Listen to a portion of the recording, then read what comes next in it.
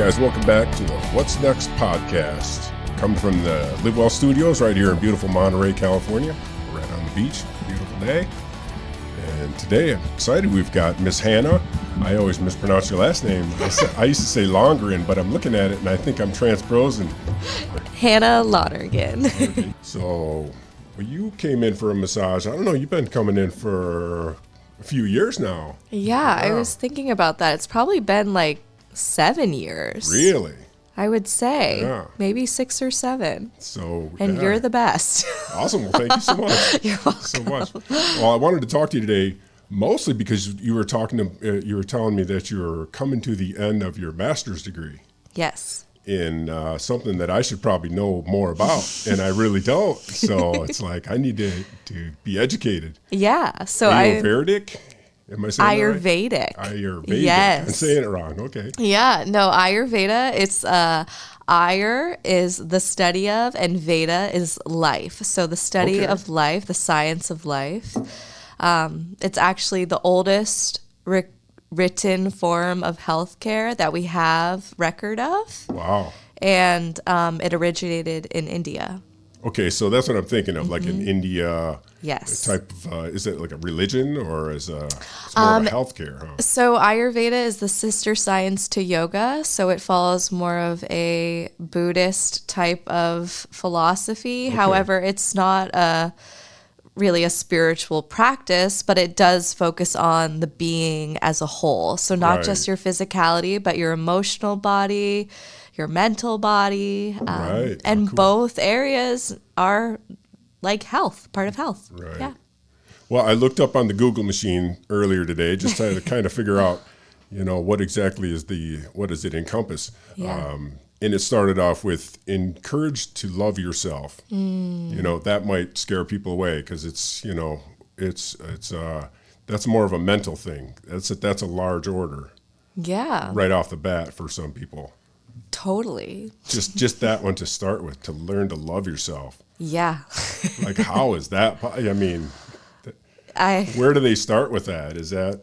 Yeah, I think to love yourself, it's a lot about how you nourish and care for yourself. And that's really what Ayurveda is about. It's more about getting to the root cause of where any sort of dis-ease in the being takes place, and to heal from a more sustainable place that'll give you longevity and actually sustainable results. You need to come in compassionately to that root space, whatever you're dealing with, whether it's like mental, physical, emotional. It's interesting you say that, the way you say dis-ease. Yes. I heard that first in massage school. Oh, interesting. So we're not necessarily looking for a disease. No. We're looking for dis-ease. Exactly. In the body. And that's kind of what I try to do is I try to run through a search pattern basically over the body, trying to find dis-ease in the body, whether it be big knots or be voids in the muscle or that type of thing. It's very interesting you said that. You're the only person I've ever heard say that other than massage teachers. That's amazing because it totally coincides. Right, 100%. Yeah. I think it's a big thing to realize that not having a sickness doesn't necessarily mean you're healthy. Right. You know what I mean? Exactly. You're hanging on the edge sometimes. Right. I mean, there's so much that the body holds. I don't know if you've ever read the book, The Body Keeps the Score, but... I've had so many people bring that up to me. Yes. I will have to get that. Yes, You're probably the fourth person that's asked me. Well, that's your sign. Yeah. Just the way that the body holds on to memories. Yes. And, like emotions, disease. And, trauma. Yeah. Gain a greater understanding of your place in life was the second one that interesting. And it all goes together. Once you do all of these things on this list, I'm sure toxins in the body are reduced. Yeah. Better health at a cellular level, and stronger digestion. Obviously, that goes with everything else. If your body's working, so that brings up the question: do you have a particular diet that you stay away from or you stick to? There's so many things going on right now. There are so many things. And my rule of thumb in terms of how I choose to eat is very based on how I am showing up that day. And it also has to do with just understanding a little bit of my mind-body makeup from an Ayurvedic perspective. So in Ayurveda, I know just on awareness of what's called my dosha, so my mind-body makeup, that like certain spicy foods and heating foods might sometimes aggravate my digestion. And just in that, I really try to, when I'm working with clients on their diet, specifically across the board, try to stick with whole foods, clean foods, things that you cook and make, because so much of where we get our nourishment isn't even from our own kitchens anymore, so processed. It's so processed, and I take a lot of time and put a lot of value into the ingredients that I get and the time that I spend to make things, because our culture is very fast and quick. So to slow down when you're nourishing yourself has a really profound effect on the body and the being. And from an energetic standpoint, in terms of Ayurveda, for example, food that's made in a restaurant kitchen holds a little bit more toxicity, because if you're looking at it from an energetic standpoint, I mean, I've worked in countless kitchens, and half the time the chef is super stressed out. And to be honest, that energy goes into the food. Sure. Not to mention the physical aspect. If you don't know, like, all the oils that are going in, maybe you have reactions to them. But so putting your loving energy into cooking your food really makes a massive difference in how you digest it. Right. Yeah.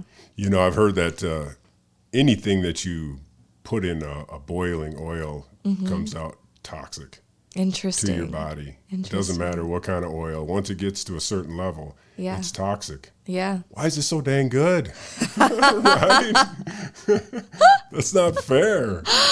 I know.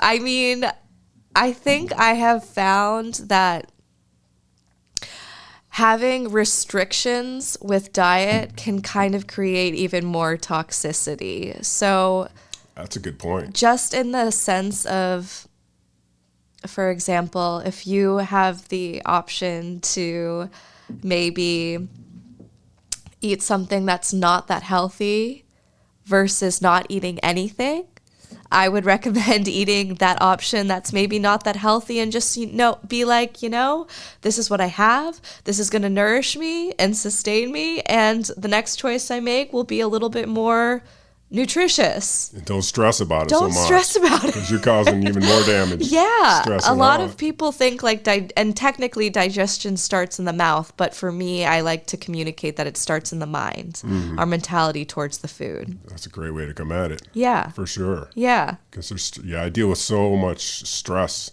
Right. With, the people I work on, and just that little bit. Don't stress out over your food. Right.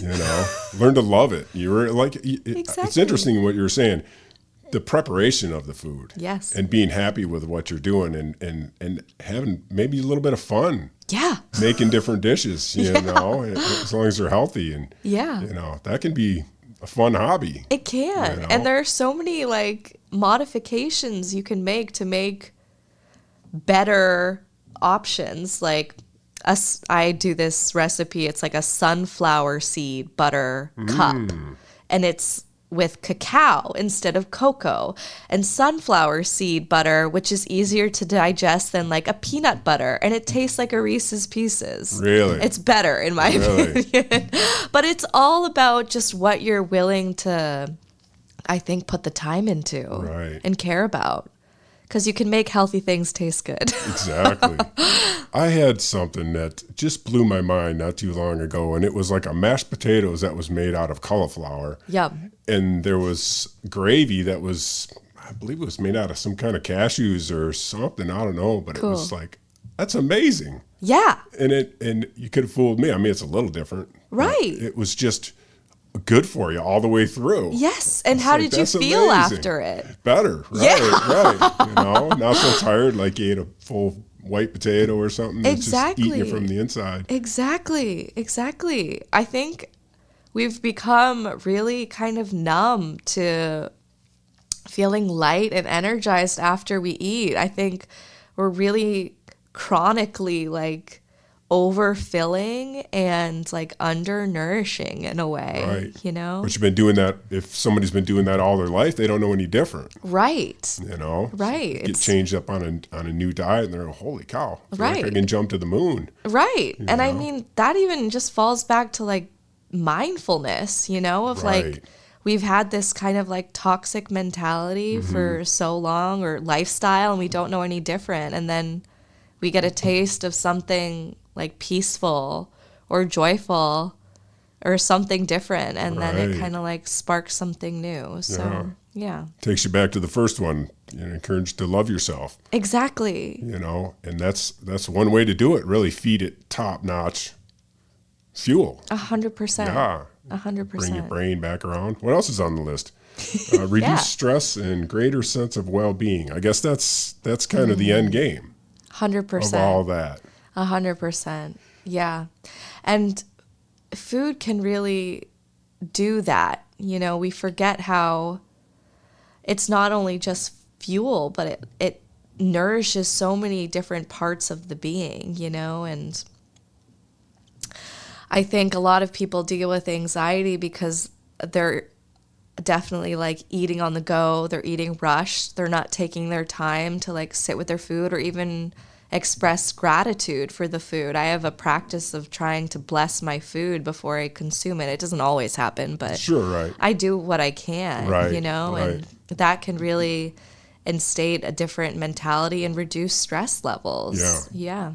I've heard that a lot with hunters. They'll thank the animal before they butcher it or whatever, and they'll give its respect or 100%. And it's Ayurveda. It's not a specific diet. It's specific to the individual. So a lot of people might have the perception that it's a vegetarian. Not always the case. It could be, because but not it always. Could be, right? But it's dependent on the person, that we're trying to like heal. But you reminded me of that because of the animal, and in Ayurveda, like increases like. So an animal protein would be super grounding and nourishing for someone that's dealing with a lot of like kind of that opposite characteristic element of like airy anxiety, head like kind of trapped space up there, you know? So it like grounds us down. I see. And gives us nourishment. Right. Someone that's really malnourished would really benefit maybe from that certain kind of food. Yeah, a little more solid. Yes. Right. Yeah. I mean, people will argue with me, but I don't know if I could live on plants. Yeah, it's just that's okay. Right. That's okay. I wouldn't want to. I don't know. Yeah. Yes. Well, I told you the other day, if I ever do any training seminars, I want to bring you in because your body is just unbelievable, amazing. Thank you. And I mean to say that in a good way from a massage therapist, because I do deal with people all the time.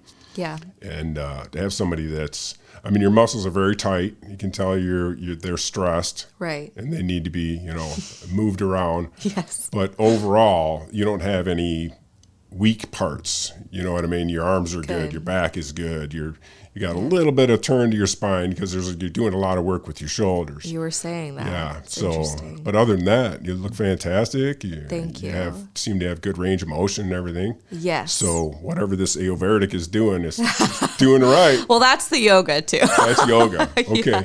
Yeah, I did see there was another part I was looking at on the internet. Yeah. And it seemed to encompass not only diet, but it had yoga in there, it had massage in there, Yep. it had all different things that, Yes. what did they call it? Like the 5 actions or something like Cool, that. yeah. Does that kind of Yeah. ring a bell? So it does, I would imagine it would have to encompass meditation if you're Yes, dealing with that type of thing. 100%. Meditation, breath work, Yeah. yoga. Breath work, okay. Yeah, so pranayama. Yes. It's I don't know all what that is. involved. Tell me what that is. No, pranayama is just the Sanskrit word for breath. So Oh, I see. yeah. Okay. Life force. Prana means life and yama is force. So Okay. life force. And it's true. It's our life force, our breath. I see, right. Yeah. So is there like an earth and wind and There are. all these different things like in a Asian type of... Yes. So, I mean, in terms of Ayurveda, I mentioned there are doshas. So Okay. that's your mind, body, makeup. And to help explain the doshas to people, I want them to focus on the qualities of the doshas. But in terms of like the human mind conceptualizing, it's easy to kind of explain in terms of the elements. I see, right. In Ayurveda, it's very much based on internal and external world, like they both coincide. So circadian rhythm is very big in Ayurveda. So like rising with the sun, like waking up with the sunrise Oh, I see. and going to sleep as the sun like sets, and winding down. Same thing with your digestion. It kind of goes along with the pattern of the sun. So like it's starting to rise and ramp up in the morning. Your digestion is strongest in the middle of the day when the sun's the hottest. And then it starts to wind down as the sun goes down. So in terms of just understanding that, it's best to have your biggest, most heavy meal at lunchtime because that's when your body is able to break down everything properly and digest it fully, which is kind of contrary to our culture in terms It of is. like, oh, dinner's the biggest meal, or like, oh, breakfast is the most important meal of the day. Yeah, we I have a didn't think lot of about that. skewed things. But back to the elements. So the doshas are divided by 3. There's Vata dosha, and this is a mind, body, makeup. And typically people have a primary dosha, which is called your prakriti, which is one you're born with. You have most qualities kind of in this area. And then a secondary dosha. So there is Vata dosha, and that makes up air, space, and ether. And the qualities of Vata dosha are excited, creative. In terms of physicality, Vata people tend to have more of a thinner frame, maybe a little bit more dryness in their body. In terms of being unbalanced, Vata dosha might show up as anxiety, constipation, gas in the stomach, so The wind. the wind, exactly. And the constipation is the dryness. I see, yeah. So, and then after Vata dosha, there's Pitta dosha. And Pitta dosha is very fiery and water. So those are kind of the elements that encompass Pitta dosha. And Pitta people are very driven. They're very sharp and intellectual, and they have a fiery nature. In terms of physicality, they don't really budge too much with their weight. They more like stay sturdy and constant, but they gain muscle more easily. And then in terms of unbalance, the Pitta person might deal with more of like being a little hangry, a little fiery nature. Right. And then it might show up as like acidity in the digestion. So you're experiencing that fire. And then lastly, there's Kapha dosha. And Kapha dosha is earth and water. And these people are very motherly, they're very caring and giving. They also tend to be like the people pleasers. Physically, Kapha people tend to have a bigger frame, a little bit bigger bones. They struggle maybe more with losing weight and they gain weight more easily. Kapha people, in terms of unbalance, might deal with more of a sluggish digestion and maybe more like depression in the mind. So kind of that like sluggish, almost kind of mind. Sure. So you see the doshas in people, and sometimes one dosha is really off, and you're a pitta dosha, and you're experiencing a vata imbalance. So you have a naturally fiery nature, but right now you're dealing with a lot of anxiety. You're not feeling very grounded. You're kind of like airy. So that's kind of an example of the doshas. Right. Yeah. That's interesting. Yeah. So if somebody were to come into a place that dealt with this, where would you get them started? Because, as a person that's not trained in it, it's like, oh, well, I can relate with the hangry. I can, I can relate with not be able to gain weight. I can relate with being airy sometimes and just not having focus or whatever. But as an untrained person, I could guess all day long. Oh, you know what? I'm probably I'm a fire kind of guy. Whatever. I don't know what the heck I'm talking about. No. So how would you sort that out in somebody? Like a questionnaire or? Yes. Or so really? all of my clients, I do a massive questionnaire. Okay. So in healthcare today, this is kind of the work that physicians and doctors don't really necessarily have the time to do. Right. And I am basically like a big detective. So I give them a massive health questionnaire, and it goes into a ton of detail, and each part of the questionnaire kind of refers to a different part of their body, like their thyroid, their liver, their hormones, all these different aspects, their gut. And from that space, I decipher where what the main symptoms are and what potential causes could be. So we're trying to get, again, back to the root cause of dis-ease in the being. So a lot of the time, by going through the symptoms, I'm really able to see which dosha is out of balance. And from there, I start to do work with them really heavily in their diet and their lifestyle.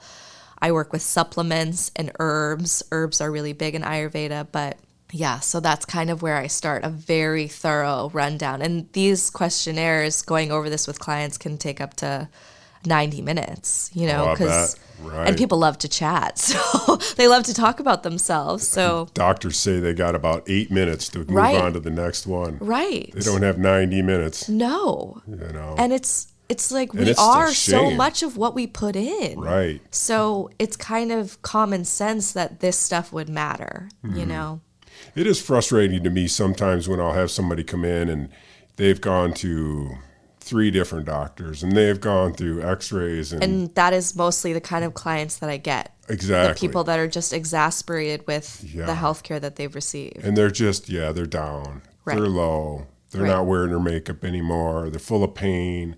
They're hating life. It's like, has anybody ever put their hands on you to find out what's going on? Well, no. Right. Not with all the plastic glove. It's like, I don't know how Western medicine can come to a conclusion without that, I had a frozen shoulder for 2 years. Like, how is that possible? Well, I think the problem is that we're more treating the symptom versus the cause. Exactly. Through pharmaceuticals. Exactly. And then more pharmaceuticals and this to counteract the other pharmaceuticals. Right. And it's and they have so many side effects. And you want to talk about coming in stressed. Right.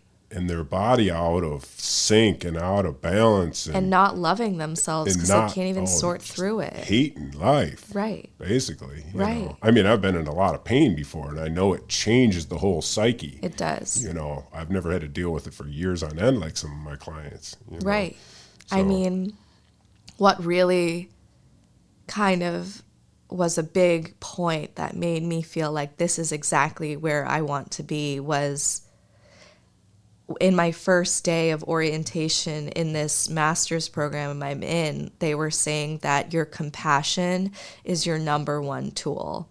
And that just hit my heart. And I was like, it's so incredibly true. I mean, I am not the pinnacle of health, and I've definitely had my share of some health issues and experienced other loved ones that have had their fair share. And a common thing that is just, I think, so missing is humanity and care and health care. Touch.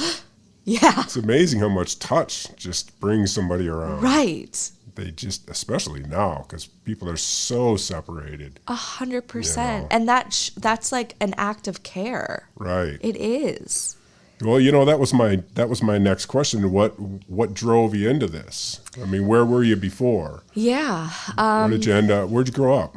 I grew up on Cape Cod, so on the East Coast. On the other side. Okay. Yeah, on the other side. Yeah. Yeah. On the right coast. Yeah. And I grew up in a kind of a sheltered environment. My mom would always cook for us, and she really instilled some great habits with cooking food, and I definitely started to get interested in it at a young age. Oh, she was good at it, huh? She was good at it. My mom is a very good cook, and she always had a big garden, and that was amazing. Oh, wow. So you really had it from the start. I huh? kind of That's already, really cool. I have, yeah. Good for her. Yeah, 100%. And I mean, I went through my college days Sure. where I ate lean cuisines and out of the freezer and things I thought were healthy, but then I did get back to the root of just what I learned and cooking again. And what drove me to Ayurveda was I heard about it in a yoga teacher training because, as I mentioned, Ayurveda is the sister science to yoga, but what really kind of ignited that was I was in a really kind of a low place in my life, and my body was starting to react to my mentality and my surroundings in a not so great way. And so I was seeking alternative healthcare for some of the symptoms that I had going on. And I found a naturopath locally, and she really helped to heal me a lot with herbs that she kind of customized for me. And I was really kind of blown away with what that did. And then pretty soon down the line, I was working for a paper in Monterey locally. And the paper was doing an article on a local Ayurveda clinic in Monterey. And I had just learned about Ayurveda in my yoga teacher training, and I was so excited. I just wanted to go into this clinic and kind of pick their brains a bit and like say hi and see what they had going on. So I went into the clinic and you're like, I'm home. I'm home. Right yes, on. exactly. Click. And I'll just yes, click. That's cool. So you were already doing yoga. I was already doing yoga. You were like in a yoga class. In a yoga program. I know you're doing some bar classes now. You're teaching. So were you? So this was my first yoga teacher training. Okay. And this was probably like 4 years ago. Okay. Yes. And so I went into this clinic. Jeff and Susan Turner, they're a husband and wife, and they still mentor me today. Perfect. And they 100% inspired me to pursue education and being in this area. I walked in to have a conversation with Susan, and I left with a job. Wow. Right so on. I started cooking for their clients that would come in for this Ayurvedic cleanse called a Panchakarma. And a Panchakarma is where you do lots of Ayurvedic massage, and it has body work and a lot of oil used and herbs and steam to really help detoxify the body. There are really specific traditional modalities used in Panchakarma, and with it, food is a big part. So I would make food daily for the clients that were undergoing Panchakarma treatments. And a Panchakarma can last up to a week to 2 to 3 weeks. So I would be cooking for these clients so they would have fresh food every day.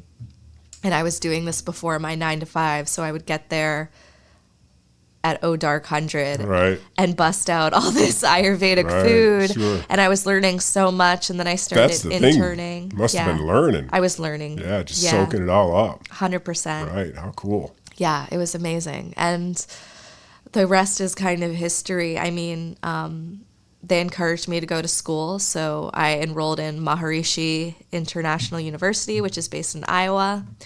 And it's a 3-year master's program, and that's what I'm finishing up this year. How cool is that? It's amazing. Wow. Kind of led you right to it. Yeah, 100%. Right. 100%. So what do you think you're going to do from here? You want to get into like Ayurvedic, if I'm saying that right? Ayurvedic, yes. Yeah, Yes. I mean, get hired in by a place that does that, or? I would love to have my own space. Right. Yeah. It's been a dream of mine to have a retreat center. So I would like to do that with yoga and self-love. Right, right. I've talked to a lot of people that get into massage, and the kind of the end game is to get to a point where they can hire on other people and have a full center. Yes. You know, whether it be, I've looked into trying to bring in chiropractors, but I unfortunately can't do that because it's a conflict of interest. They can hire me, but I can't hire them. Oh, that's funny. It's weird. So, but like what you do and you know, and a lot of different things. There's lots of different massages too. Totally. You know, just to have different modalities all in the same, you know. And what's the other main one? I guess dietary. Right. Right. Dietary people on staff. Right. And all that kind of thing. Yep. What else would you have in yours? If you had like a center, probably mostly just around what you do, like the yoga, Right. that kind of thing. I would right? love to have massage. Yeah, right. The Ayurvedic bodywork, obviously, like a steam box would be amazing. Meditation for sure. Maybe somebody that's trained in breath work. Right. I mean, I have some background, obviously, but right. there's a lot more to that. Yeah, it's funny. When I went into school, I went to a school that was 10 months long. It was 5 hours a day, 5 days a week, and you mow through everything, you know. And I think what it is just to kind of give you a taste of everything that's available out there. And then I kind of grasped onto things that fit me. Right. You know, myofascial work, you know, Yep. chasing down trigger points and chasing down things that are locking up shoulders. I'm not so much into Ayurvedic or into this, you know, energy work or, you know, do you do this type of massage? It didn't grab me when I went through it. Yeah. So, and it seems like everybody you talk to grasp their own parts of it. Yeah. So it's kind of interesting. It probably does the same thing with you. Yes. Going through that. Like what parts of this master's degree do I really connect to? Exactly. Right. Exactly. It makes sense to you more. Yeah, I would really want to highlight the cooking aspect as well. Right, You know, okay. that's really big. And a Sure. lot of people don't know how to cook. For sure. You know, they don't even know how to like chop vegetables. That's huge. So that's huge, you know. Exactly. Where would you start? You know, yeah, that's the main thing. Like, I wouldn't even know. I mean, I'm a guy that grew up on TV dinners. I don't know anything but, you know, banquet frozen chicken and TV dinners. I had one parent, you know, go ahead and make a healthy meal. I wouldn't even know where to start. Right. You know, is Right. this healthy? I may buy stuff that I think is healthy that isn't. Yeah. Or like if I didn't know about cooking in oils, I would just fry everything. Not Right. knowing everything was so toxic. Right. You know. So you grew up on the East Coast. Tell me about that. Yeah. What? Where'd you grow up? Sandwich. Sandwich. Yes. What is that? It's a little town. It's the oldest town on Cape Cod. Cape Cod. Yeah. That's Cape like Cod is beautiful. I think when I think of Cape Cod, I think of people that are, well, how do I say this? It's like when you move there, you'll never be accepted as somebody by the people that are from there. You know what I mean? I've talked to people that, I've been living here for 20 years, and they still look at me like I'm an outsider. Yeah. It's like, it's like that, isn't it? It kind of is, Yeah. to be honest. They would say that you're not a real Cape Codder. You don't survive the winters there. Yeah, for sure. Yeah, because a lot of people just have like summer houses on Cape Cod, Sure. but it's pretty brutal in the colder months. Right, right. But I think I always knew I wanted to leave Cape Cod. Did ya? Even though it was a great place to grow up. And I cherish it now, but I definitely feel like I fit more Do ya? in California. Yeah. Yeah, I feel like my soul thrives a little bit more. Totally feel you there. Yeah. So ever since I've been here, and I love going home, but I'm home for about a week and a half, and it's like, woof. I'm done. I got to go. Yeah. 100%. 100%. Is it the energy? I don't know what it is. It could be. I think this is kind of a stereotype in a way.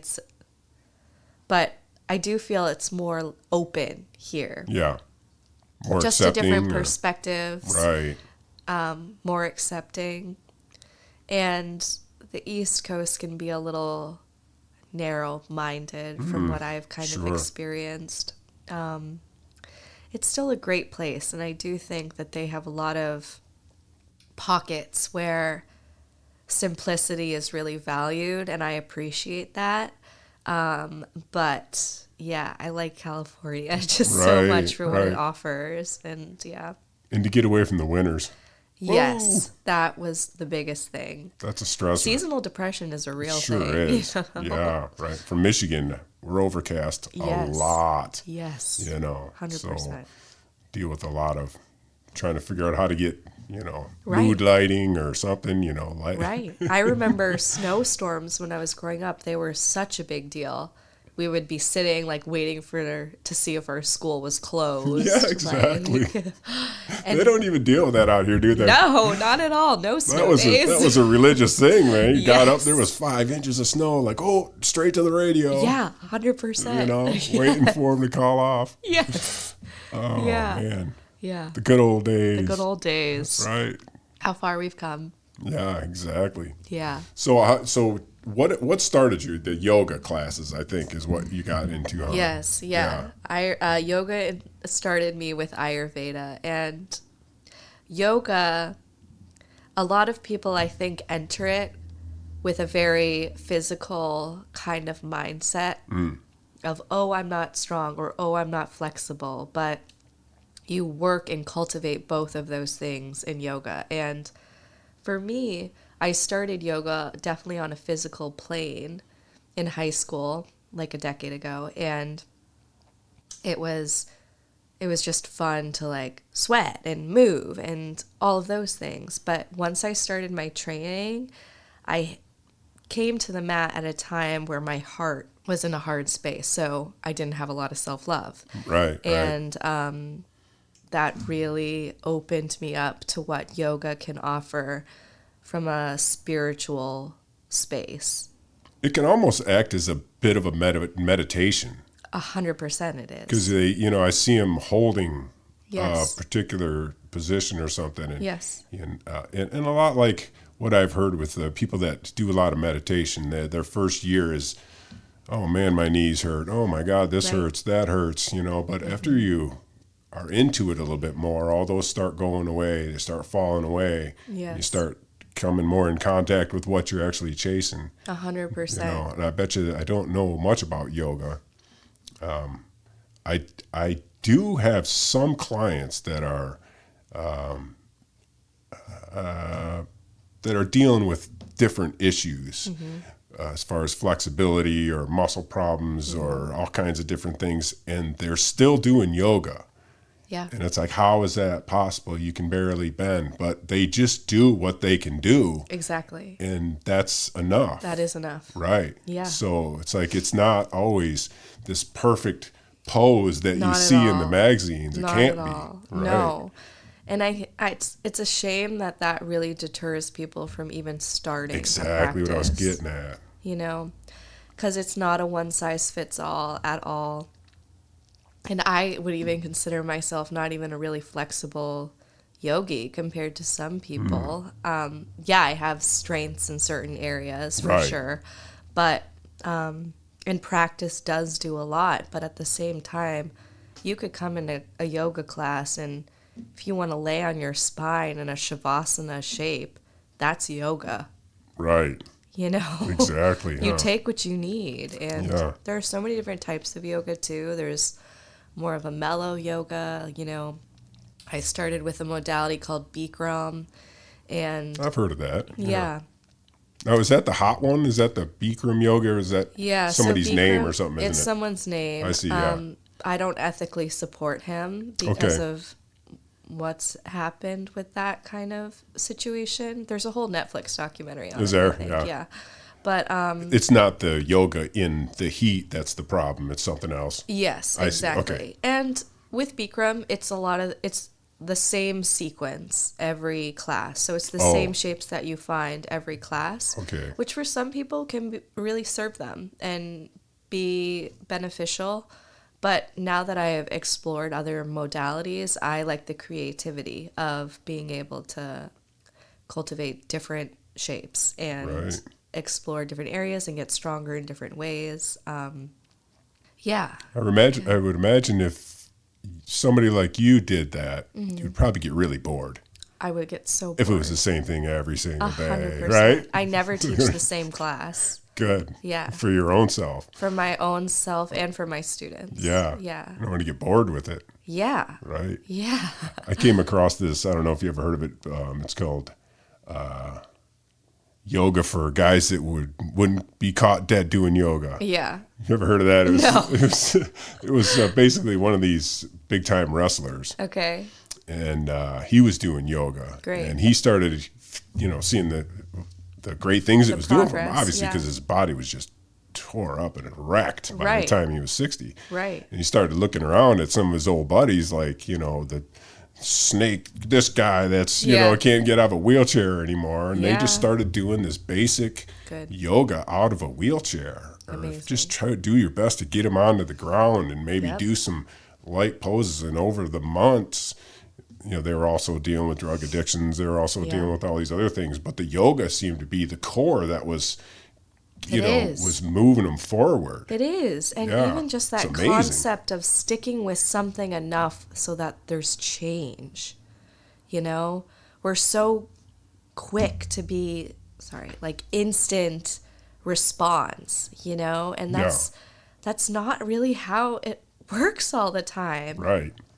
One of the most rewarding positions I had teaching was at a place with recovering addicts, and they really weren't flexible at all, And Right. I didn't care, I just wanted to offer that to them, and I was so happy that the place where they were offered that for them too, and I just wanted them to get out of their mind and into their bodies, Right. and into maybe a little bit deeper, Yeah. maybe they touch their heart a little bit. Exactly. Yeah. I've been through addictions and alcoholism, and Yep. I've been sober for longer than you met alive, and I've, there's been some dark places in the past, 100%. and you can imagine somebody just taking interest in you, Right. and just showing you how to come out of it in your own head, Right.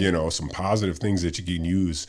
Because by that time, you're just so full of negativity and self-hate and doubt, and, just the smallest spark can get it all started. It's 100%. really neat. Yeah, so you won't even know what you do sometimes for people, Right. That's Right. what's cool. It's so cool. Or the possibility of what you may be able to do, It's up to them to pick up the ball and run with it, but. It is. You know. It is. Open the body, open the mind. Exactly. Right, right. So much stuff. So what else is going on in your life? You got the school going on? Got the school going on. Did you say you were doing a bar class? Yes. That's so I tough. It is tough. Holy crap. I see Yeah. that on Beachbody. Do you? It's like, I'm looking at these girls like, oh, holy cow. Yeah, bar is very humbling. It is. There's all levels, too. There's all Everybody's levels. working at different levels. Yes, yeah. It's fun. It is fun. I enjoy it. It's a lot of light weight movement, but lots of lengthening and toning of muscles. Right. So it's key. Alignment is key, and kind of understanding and differentiating between the lower half of the body and the upper half of the body, which is good. It's good to be able to isolate certain areas and have a response from small movement. And yeah, it's been a great form of strengthening for me and just awareness. I've always liked to move my body. Yeah.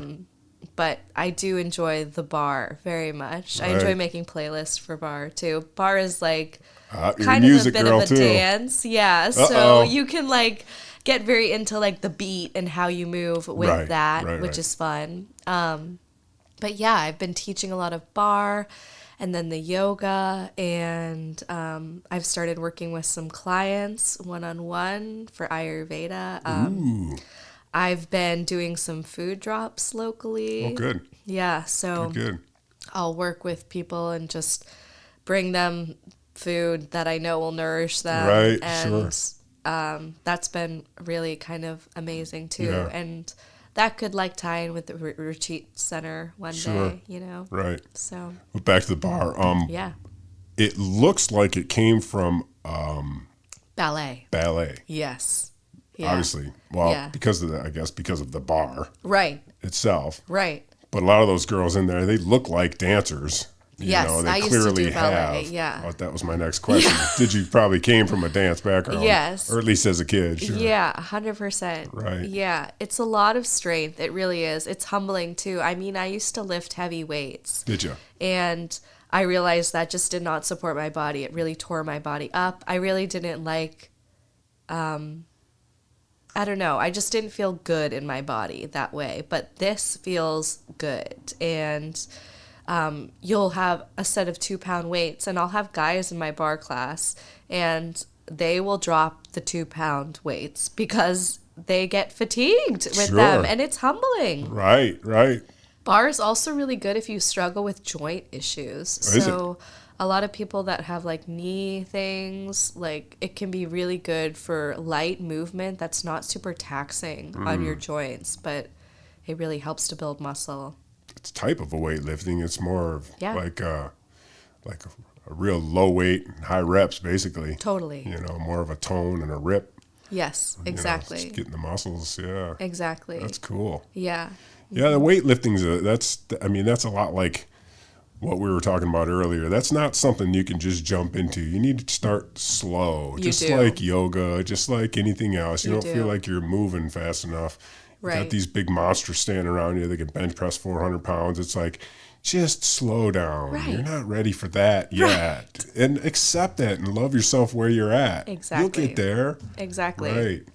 I like to say at the end of my bar classes too, like, remind yourself to thank the body and appreciate the body that we get to move. You know, this moment of acknowledgement, of gratitude, of appreciation, it's just as transformative as the movement itself, you know, and much of the time we don't do that, you know, we just kind of push on to the next thing. Oh, I went for a run, like, let's, you know.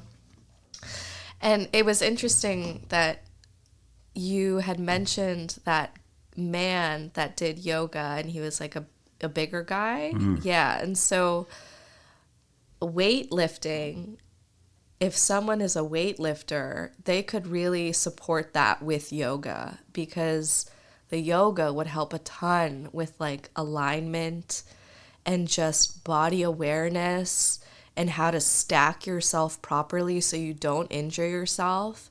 And same thing with bar and yoga, kind of the same concept, like just learning how to stack and align your body so you're not going to throw it out, like engage your pelvic floor so you're not dumping into your lumbar spine and you tweak your back, you know. That's a major thing. And same like golfers. Sure. Yoga is great for people that golf. Like, think of how much twisting is involved in that and how many people throw out muscles in Right. golf. And They're only going one way. right. Like a baseball swing. It's like right. you're going to wear out that side. Yeah. You know. Yeah. So 100%. keep the body moving. Keep the body moving. I have pro golfers come in, Oh, you know, when they have the tours here, because we're in Yeah, Monterey. Obviously, we Monterey, have the most beautiful golf courses in Seriously. the world Yeah. here, you know. So, do. but they're very conscious of where their muscles are and what I can't Yep. touch. These are the muscles that are giving me problems, but do not touch the rest of them, because they have a particular swing. And if you loosen up one wrong muscle, it may throw off their swing, and it could cost them $100,000, you know. Wow. They're on a tournament, you right. know. So it's like, it's something that has to be taken care of on a daily basis. 100%. Right? 100%. You know, so start small and keep it there. Yes. You know, yes. instead of waiting until dis-ease comes along, right? Exactly. Exactly. And just chokes you out. Yes. Yeah. So, yeah. 100%. That's interesting. Too cool. Well, if somebody in the area wanted to get a hold of you, take some classes, yes. where would they get a hold of you? I have a website. Okay, we're going to put links to this all on the bottom of it, you know. Great. Yeah. But tell us where. It's healthwhannah.com. So healthwithhannah.com. And there, that's very catchy. Thank you. You can book a private yoga session there, or even an Ayurvedic consultation, even a food drop. So, how about that? Yeah, so you could do that, or you could catch me at Om Studios if you're local in Monterey. I teach public classes every week, so you could take a yoga or a barre class there. Yeah. How cool is that? Yeah. All right, we're going to link all this to the bottom, and hopefully people shoot them your way. Amazing. Thank you so I had much. a great time tonight. Me too. It's a lot of fun. Awesome. Sure appreciate you coming in. Thank you. Thanks for having me. All me. right, once you get all rock and rolling, getting your center all open and everything's, we'll have you back and tell me how it went. I will. I will. Thank you so much.